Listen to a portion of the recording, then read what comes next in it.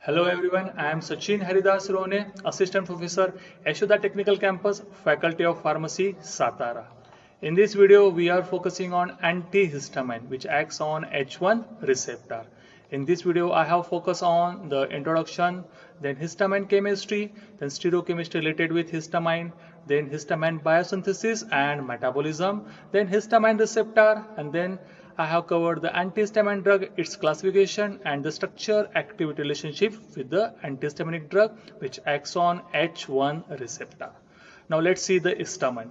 Histamine is a major component of many sting secretion and is produced naturally by the immune system and released in response to tissue damage. In humans, histamine mediates immediate allergic and inflammatory responses, causes a gastric acid release, and function as a central nervous system neurotransmitter. Now let's see the chemistry of histamine. The IUPAC nomenclature of histamine is 4,2-amino-ethyl imidazole. Structurally, it is composed of the imidazole heterocycle, which is substituted by the side chain that is ethylamine. This ethylamine contains two methylene group which is designated as alpha and beta. This beta methylene group is attached at the fourth position of imidazole nucleus. So this is the chemistry of histamine. Now let's see the stereochemistry of histamine. Histamine is a chiral molecule. Histamine receptor exert a high stereoselectivity towards chiral ligands. The molecular modeling and the steric activity relationship suggests the importance of trans and guanche rotameric structure in the receptor binding. The histamine analog suggests that the trans rotamer shows affinity for H1 and H2 receptor, whereas the guanche conformer shows the affinity for H3 receptor. Now let's focus on the biosynthesis and metabolism of histamine. Now let's see the biosynthesis. The starting molecule in the biosynthesis is L-histidine. This is amino acid which converted into histamine by a decarboxylation reaction. It means that the carboxyl group from amino acid is removed and converted into histamine. So this reaction is catalyzed by L-histidine decarboxylase. So in this way, the biosynthesis of histamine will take place. Now let's focus on metabolism. It will take place by two ways. Now this is the first way that histamine is converted into imidazole acetaldehyde, and the reaction is catalyzed by diamine oxidase. Now this imidazole acetaldehyde is converted into imidazole acetic acid, which further conjugate with ribose phosphate. So this is the one way of histamine metabolism. Now let's focus on the second way.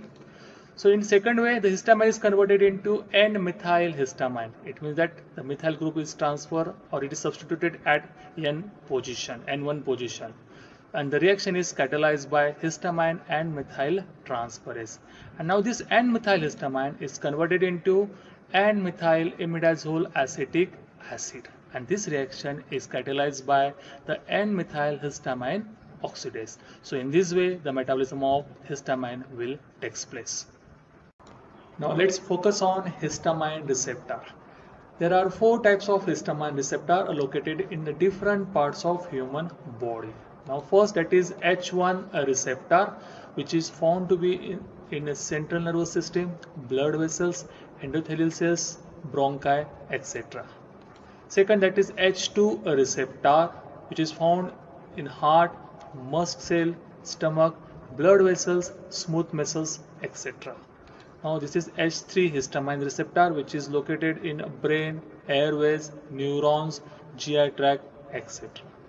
And this is the fourth type of histamine receptor, which is located in a monocyte, eosinophil, and T cell. So in this way, there are four histamine receptors, which is located different parts in the human bodies. Now let's see the classification of antihistaminic drug which acts on H1 receptor. It is again divided into two types, first generation and second generation. Again, this first generation is subdivided on the basis of the lead nucleus present in the drug. Right. Now first, that is the amino alkyl ether. This is a subtype, comes under first generation. I have quoted two examples, that is the diphenhydramine and doxylamine. When you observe these two structure, it will observe that the diphenhydramine and doxylamine contain common lead structure that is represented in a green color rectangular box, that is amino alkyl ether. So this is amino alkyl ether. It is a lead nucleus present in diphenhydramine and doxylamine. Second category, that is ethylene diamine. I have again quoted two examples, pyrilamine and methapyrilene. Again, this green color rectangular box represent the lead nucleus, that is ethylene diamine. Now third category, that is propylamine. Again, two examples, pheniramine and chlorpheniramine, which contain a common lead nucleus represented by a green color rectangular box, that is propylamine. Fourth category, that is phenothiazine. The example that I have quoted here is promethazine.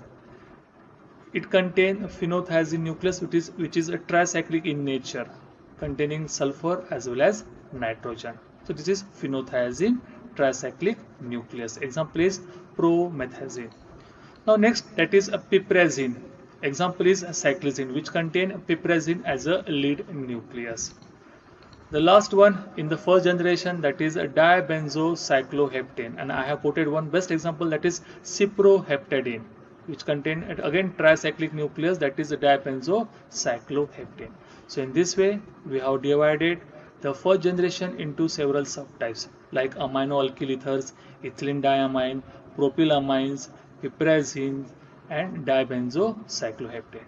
Now second generation, I have quoted two examples. First is cetirizine and second is fexofenadine. This cetirizine contains piperazine nucleus, and whereas fexofenadine contains pyridine nucleus. So in this way we have just summarized the classification of antihistaminic drug which acts on H1 receptor. Now let's see the structure-activity relationship of the histamine H1 antagonist. The essential pharmacophore for histamine H1 antagonistic activity is given here. This is a minimum structural requirement for H1 antagonist. That is, AR represent the aryl, then X represent different element. The distance between X and nitrogen is bridged by ethylene chain. Now let's see the nature of nitrogen. The nitrogen should be tertiary in nature for maximum antihistaminic activity. Sometimes this nitrogen may be incorporated into heterocycle like piperidine or piperazine. Right? So this is the essential requirement as an antagonistic activity. Then the ethylene bridge. This is the distance between X and nitrogen. It should be separated by two carbon chain, that is ethylene bridge. It is again essential for the antihistaminic activity. Now let's see the X. X plays important role because the replacement or substitution of this X by different element gives a different class of antihistaminic drug. Now when this X is replaced with oxygen, it becomes alkyl amino ether. When this X is replaced with carbon, it becomes propylamine. And when this X is a nitrogen, it becomes ethylene diamine. So all these, that is alkyl amino ether, then propylamine and ethylene diamine, all these are the three subclass of the first generation H1 antihistaminic drug. Right? Now the AR, that is AR may be aryl or heteroaryl, or sometime it is may be substituted. So in this way we have just focus on the structure activity relationship of H1 antagonist. So in this way we have covered the several points regarding antihistaminic drug, like the introduction of the histamine, then histamine chemistry, stereochemistry of histamine, then biosynthesis and metabolism of histamine, histamine receptor, then the H1 antagonist classification, and again lastly we have just covered the structure activity relationship of H1 antagonist. So thank you for watching.